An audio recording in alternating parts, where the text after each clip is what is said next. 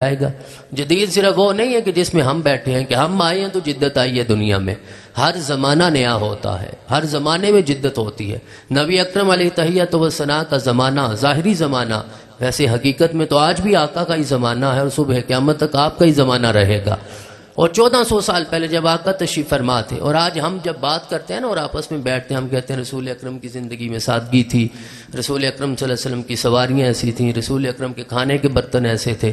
یقیناً آج کے 1400 سال بعد کے زمانے کی نسبت سے آپ کو ایسے لگتا ہے کہ شاید وہ چیزیں کوئی بوسیدہ تھیں، لیکن رسول اکرم علیہ تحیۃ و ثنا سے زیادہ نفاست پسند زمانے میں کوئی پیغمبر نہیں آیا۔ قرآن کریم نے آپ کو لقد جاءکم رسول من انفسکم کے الفاظ کے ساتھ یہ سند میرے رب نے عطا فرمائی ہے کہ جتنا نفیس اور جدید ذرائع کا استعمال کرنے والا میرا محمد ہے کوئی اور ہو ہی نہیں سکتا۔ تو میرے آقا نے اپنے زمانے کے مطابق کیا نا، اس وقت جو حالات تھے۔ تو اس لیے جدید کے لفظ سے یہ نہ سمجھا جائے کہ پتہ نہیں ہم کوئی ایسی ایجاد کی بات کر رہے ہیں جو اس سے پہلے نہیں تھا۔ حضرت ابراہیم علیہ السلام نے اور ان ساری جن چیزوں کی طرف عتیق شاہ صاحب نے اشارہ فرمایا، آج کل کیونکہ زیادہ تر سوشل میڈیا تک ہر ایک کی ایکسیس ہوتی ہے اور الیکٹرانک میڈیا پہ بھی تھوڑا کم ہو گیا ہے، اس کا اثر سوشل میڈیا کا زیادہ ہے۔ لوگ واٹس ایپ زیادہ یوز کرتے ہیں، اسنیپ چیٹ زیادہ یوز کرتے ہیں، ٹویٹر زیادہ یوز کرتے ہیں، میسنجر زیادہ یوز کرتے ہیں، فیس بک کو زیادہ یوز کرتے ہیں، ہر بندہ یوز کرتا ہے۔ جس کے پاس کوئی علم بھی نہیں ہے وہ بھی فیس بک تو ضرور یوز کرتا ہے۔ سونے سے پہلے آخری کام بھی فیس بک استعمال کرنا ہوتا ہے، اور فجر کی نماز سے پہلے بھی سب سے پہلا کام وہ فیس بک کے استعمال کرنا ہوتا ہے۔ بہرحال جب یہ کام اتنا رواج پا گیا ہے تو علماء کو بھی اسے قبول کر لینا چاہیے۔ آج اس موضوع کو رکھنے کا بھی مقصد یہ تھا کہ ہمیں کبھی لگتا تھا کہ یہ لاؤڈ سپیکر بھی جائز نہیں ہے، ہمیں لگتا تھا یہ کیمرے بھی جائز نہیں ہیں، ہمیں لگتا تھا یہ تصویریں بنانا بھی جائز نہیں ہے، اور آج جنہیں یہ لگتا تھا انہیں آج یہ لگتا ہے کہ کیمرے سے ہٹنا جائز نہیں ہے۔ پہلے کیمرے کے سامنے آنا جائز نہیں لگتا تھا، اب کیمرے سے دور ہونا انتہائی حرام لگتا ہے اور طبیعت پہ بڑا ناگوار گزرتا ہے۔ بس کیمرہ اپنے اوپر ہی رہے تو ٹھیک لگتا ہے، کسی اور کے اوپر چلا جائے تو پھر حرام لگتا ہے۔ تو ایسا نہیں ہے۔ تو آج جن لوگوں نے جدید ذرائع ابلاغ کو اپنایا ہے، ہمیں یہ مان لینا چاہیے ان تحریکوں کا وجود زیادہ دنیا میں پھیلا ہے جنہوں نے جدید ذرائع ابلاغ کو قبول کیا ہے۔ اور اگر آج بھی ہم ان چیزوں کو ناپسندیدہ نظر سے دیکھیں گے تو جنہیں آپ نے تبلیغ کرنی ہے انہیں یہ ٹول چاہیے۔ تو جب آپ اس ٹول سے ہٹ جائیں گے تو آپ کی مسجد میں کتنے لوگ آئیں گے جو آپ کے سامنے بیٹھ کے زانو تلمس طے کرنا چاہیں گے؟ کیا مدارس میں آنے والی تعداد اس وقت دنیا میں بسنے والے لوگوں کی تعداد کا کتنا حصہ بنتی ہے؟ کچھ فیصد ہی تو ہوں گے نا۔ جو لوگ نہیں آ سکتے ان تک بھی تو پیغام پہنچانا آپ کی ذمہ داری ہے نا۔ جمعے کے دوران خطبہ سننے کے لیے کتنے لوگ آتے ہیں، جنازے پہ کتنے لوگ آتے ہیں، ختم کل پہ کتنے لوگ آتے ہیں؟ تو آپ کو بھی تو ذرا اپنا دائرہ کار وسیع کرنا پڑے گا اور ان چیزوں کو ماننا پڑے گا۔ حضرت ضیاء الامت رحمۃ اللہ علیہ جب تشریف لے جانے لگے مصر، یہ مشہور واقعہ سب نے سنا ہے کہ آپ کے والد گرامی نے ارشاد فرمایا بیٹا واپس آؤ گے تو میں پھر تمہیں گاڑی لے کے دوں گا اور اس پہ اسپیکر لگے گا اور تم گلی گلی جا کر اللہ اور اس کے رسول کا نام کو بلند کرنا۔ حضرت تشریف لائے، حالات بدلے ہوئے تھے، آپ نے جائزہ لیا، آپ نے فیصلہ کیا کہ یہ سلسلہ کتنا عرصہ چلتا رہے گا، شاید اب یہ ٹول اتنا مناسب نہیں ہے۔ آپ نے اس چیز کی بنیاد رکھی جس کی طرف عتیق الرحمان شاہ صاحب نے اشارہ کیا، اب قیامت تک حضرت ضیاء الامت کا نام بلند ہوتا رہے گا۔ تو آپ کو حکمت کے ساتھ کام کرنا ہے۔ 1957 میں حضرت ضیاء الامت نے جو نصاب تعلیم مرتب کیا تھا، اس وقت کے علماء حضرات اتنے شدت پسند تھے کہ انہوں نے کہا کہ یہ تو فرنگیوں کا نظام لے آئے ہیں اور آج فرنگیوں کا نظام ہر ایک کو ماننا پڑ گیا ہے۔ تو کیا زبان انگریزوں کی ہو جائے تو نظام فرنگیوں کا ہو جاتا ہے؟ جب تک آپ انگریزوں کی زبان نہیں سمجھیں گے آپ کو کیا پتا کہ وہ بدتمیزی کس انداز سے کرتے ہیں۔ دین کے دائی بھی ہمیں چاہیے، دین کا دفاع کرنے والے بھی ہمیں چاہیے، یہ دونوں چیزیں لازم ہوتی ہیں۔ آپ کسی گراؤنڈ میں چلے جائیں نا، فٹ بال کا میچ ہوتا ہے نا، تو اس میں دفاع کرنے والے بھی ہوتے ہیں ڈیفینڈر، اور آگے دعوت دینے والے بھی حملہ آور بھی ہوتے ہیں جنہیں اسٹرائکر کہا جاتا ہے۔ کسی ایک کے ساتھ کام نہیں چلتا۔ دفاع کرنے والا بھی دین کی دعوت کے لیے لازم ہے، دین کا دائی بھی لازم ہے۔ تو دفاع کیسے کریں گے جب تک آپ ان کی زبان نہیں آئے گی؟ لہذا ہمیں اپنے اندر سے اس تعصب کی گانٹھ کو کھولنا ہوگا کہ یہ زبان فرنگیوں کی ہے تو ہم نے پڑھنی نہیں ہے۔ یقیناً عربی زبان کو بھی سمجھنا ہمارے اوپر لازم ہے، لیکن جن ذرائع سے آج پوری دنیا میں دیکھیے نا، بعض اوقات ہم بیٹھتے ہیں اور آپس میں یہ بات بھی کرتے ہیں یار فلاں بندہ سوشل میڈیا پہ بہت ہٹ جا رہا ہے، کیوں؟ اس نے سپیس دیکھی، اپنا کام کر دیا، اور ہم سوچتے رہے کہ یہ قدم اٹھائیں گے تو اس کا نتیجہ کیا نکلے گا، اس کے بعد کیا ہوگا، اگر ہم اس پہ اتنا پیسہ لگا دیں گے اور نتیجہ اچھا نہ ہوا تو کیا بنے گا۔ تو دعوت دین کے ان ذرائع کو جو دنیا آج دیکھنا اور سمجھنا چاہتی ہے، اور دیکھیے وہ علماء کرام آپ کے موبائل میں داخل ہو چکے ہیں جو اپنا پیغام سوشل میڈیا پہ پہنچانا چاہتے ہیں، اور ہم آج تک اسی خیر و شر میں مبتلا ہیں کہ پتہ نہیں اس کا نتیجہ کیا نکلے گا۔ لہذا قدم اٹھانا ہوگا، دائرہ کار وسیع ہے، آپ نے اپنا پیغام پہنچانا ہے۔ رسول اکرم صلی اللہ علیہ وسلم نے کسی چیز سے منع نہیں فرمایا، بس حد قائم فرمائی ہے، حد سے آگے گزرنے کی اجازت نہیں ہے، وہ تو کسی معاملے میں بھی اجازت نہیں ہے۔ حضرت ابراہیم علیہ السلام نے دعوت دین کرنی تھی، پیغام پہنچانا تھا۔ دیکھیے جتنی فراست اور حکمت میرا رب اپنے نبی کو عطا فرماتا ہے کسی عام بندے کو تو عطا نہیں فرمائے گا۔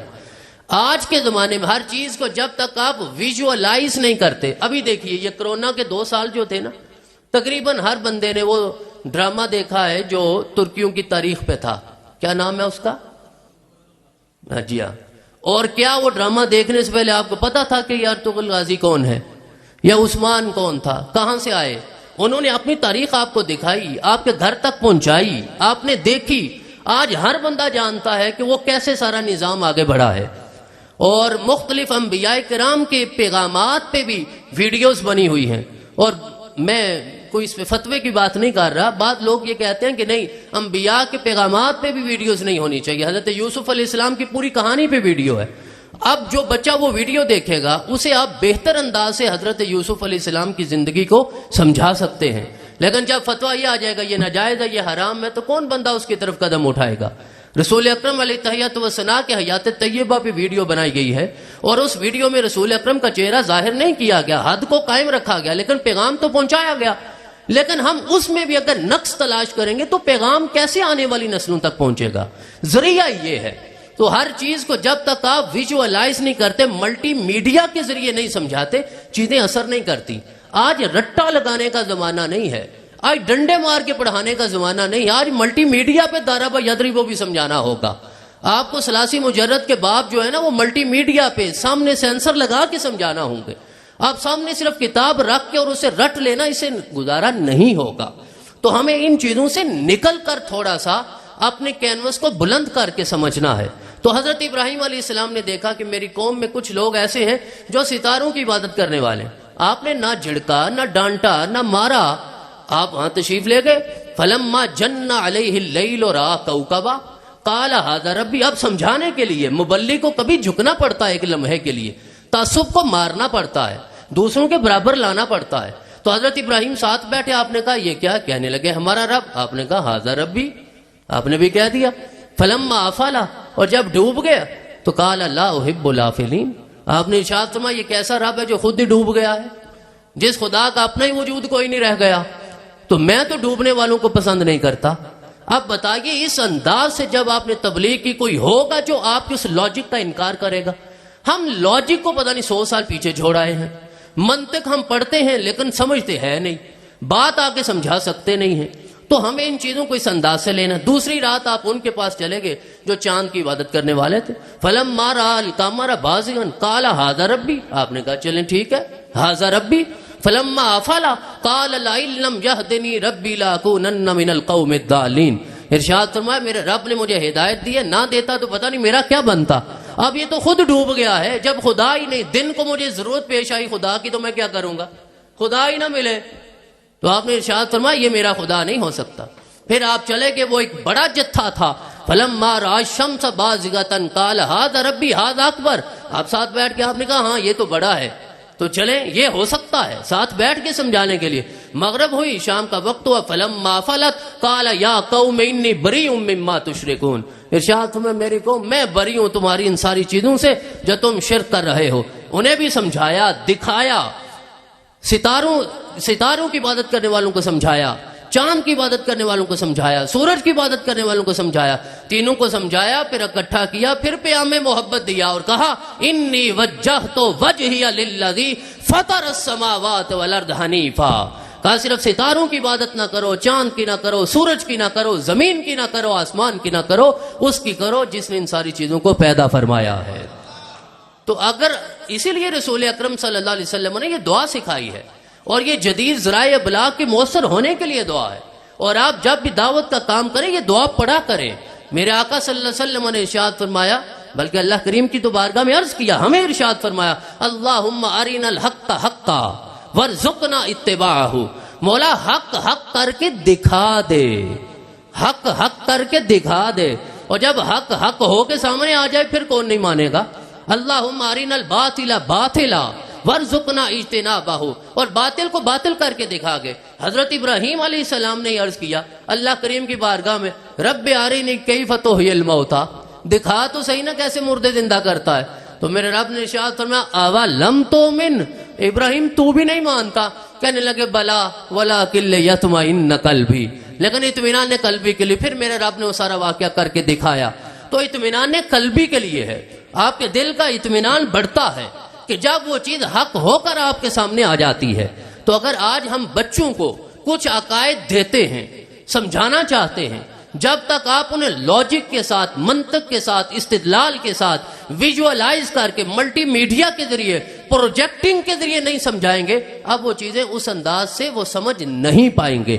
اور دوسری بات یہ ہے، میں علماء کرام سے عرض کرنا چاہوں گا کہ جدید ذرائع ابلاغ میں آپ کو بڑا محتاط بھی ہونا پڑے گا۔ آج ابرار خطابت کا دور نہیں رہا، آج 12 تقریروں کا دور نہیں رہا۔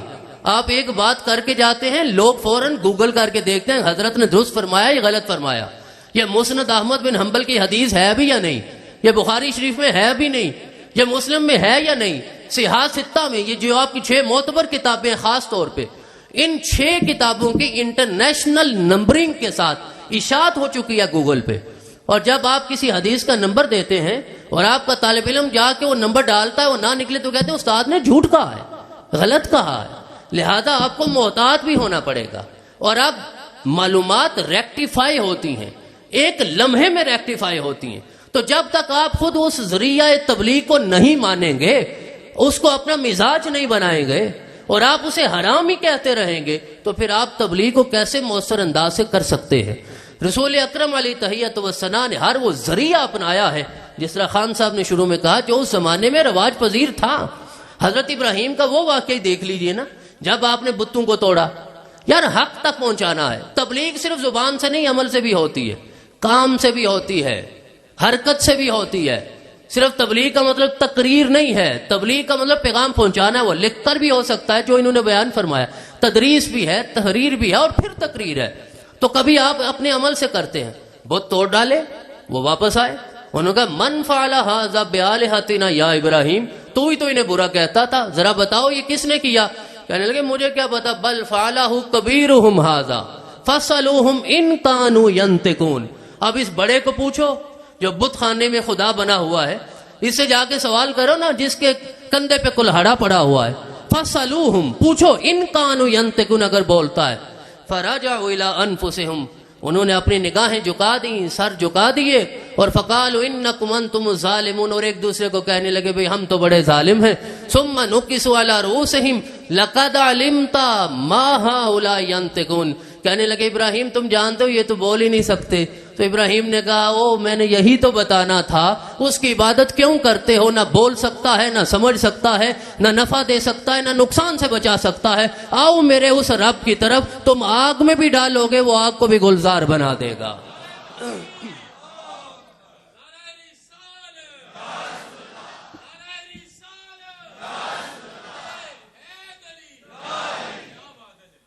تو حضرات گرامی، ہر وہ ذریعہ تبلیغ جس کو انبیاء کرام نے اپنے زمانے میں استعمال کیا، اور میں اس جملے پہ اپنی گفتگو کو ختم کرتا ہوں کہ رسول اکرم علیہ تحیۃ والثناء نے اپنے مبارک زمانہ میں کوہ صفا پہ کھڑے ہو کے پہلی تبلیغ کی۔ کیوں کہ کوہ صفا پہ کھڑے ہو کے ہی رواج تھا تبلیغ کرنے کا اور اہم پیغام دینے کا۔ میرے آقا مروہ پہ چلے جاتے تو پیغام ہو سکتا 2 سال میں پہنچتا، میرے آقا کہیں اور کسی غار میں چلے جاتے پیغام نہ پہنچتا۔ اب جہاں کھڑے ہو کے ابو جہل پیغام دیتا تھا، وہیں کھڑے ہو کر میرے محمد نے پیغام دیا ہے۔ یہ بس میں گفتگو ختم کرنے لگا ہوں۔ تو آج کے ابو جہل جس ٹول کو یوز کر کے اپنا پیغام دے رہے ہیں، آج کے محمدیوں کو بھی وہی ٹول یوز کر کے اپنا پیغام دینا چاہیے۔